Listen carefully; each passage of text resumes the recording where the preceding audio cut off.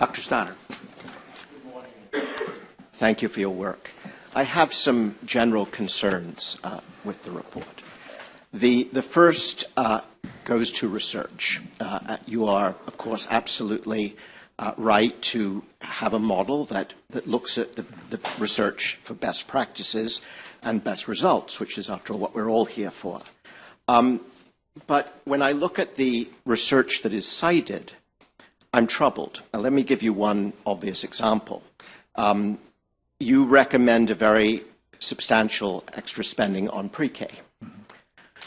You cite a study that refers to a very boutique program that indeed had researched positive effects. There were major studies from the US government, from Stanford, from Vanderbilt, all of which indicated that by far the largest program of pre-K, namely Head Start, had evaporated effects by the end of first grade, and that by fifth grade there was in fact nothing to be found.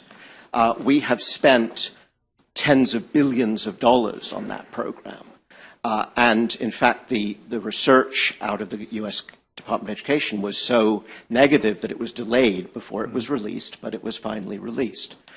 What assurance can you give, and that's my first question, to this body that you offered a balanced review of the research?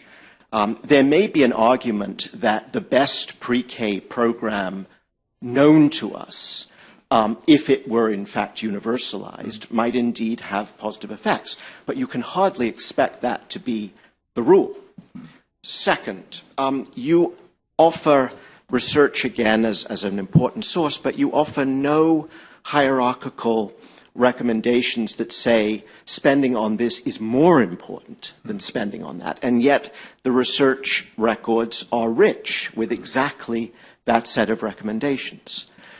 You recommend class size changes, including at high school, despite reams of peer-reviewed research that says that only if you get it below 15, and only if you get it below 15 for underprivileged children in very early age groups, do we have strong findings. And yet you are recommending expenditures that might bring numbers down from 29 to 25, for example. So again, where is the assurance that there is real-world hierarchical rankings of any kind in the expenditure recommendations you made? And my third point... Mr. Chair, I'd like to start back at the beginning, which is the pre-K conversation.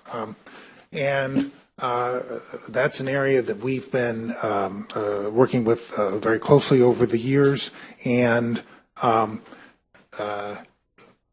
there are more than a few evaluations of what I would consider city and or community county level evaluations of pre-K programs that don't see the fade out. It's true that what you cited was, especially the most recent Vanderbilt study, was questioning. It was also not exactly clear what the program was, and I think that's frankly one of, as you were continuing on in the speech, the part that you're exactly right about. What is the program, the intervention that you could scale that actually would make a difference? And that is something that needs both thought. We elected to use the state's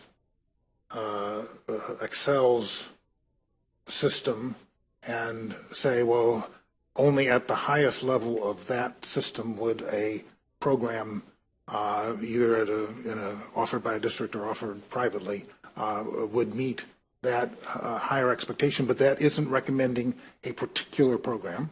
Utah did a particular program across the state and expanded that. That's a possibility as well. But we weren't focused on what the programming was. We were focused on the what the dollar amount might be behind that piece.